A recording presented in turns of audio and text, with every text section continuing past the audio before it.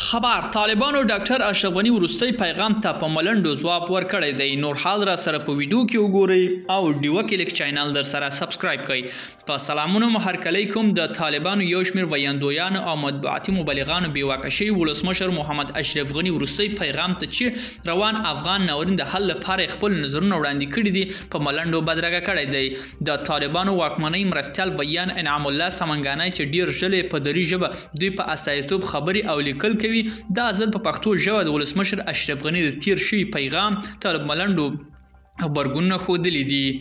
دا په داسې حال کې ده چې ښاغلي غني بیا یاد شوي پیغام کې د طالبانو واکمنۍ په اړه کومه مشخصه نیوکه یا اشاره نه لرله او ټول افغانان یوې ملي روغې جوړې ته بللي دي. ډیر ژر د افغانانو بیا په خواله رسنیو کې د طالبانو پابندیو باوجود ډاکټر اشرف غني خبرو ځینې برخې خپرې کړي او ملاتړ یې څرګند کړی دی. ملګرو، دا و زموږ چمتو شوی ویډیو. که ستاسو دې ویډیو په اړه کم نظر پیشنهاد لرئ موږ سره په کومنټونو کې شریک کړئ او د لا ښکلو ویډیوګانو لپاره له موږ سره پاتې شئ. تر بیا ښې چارې.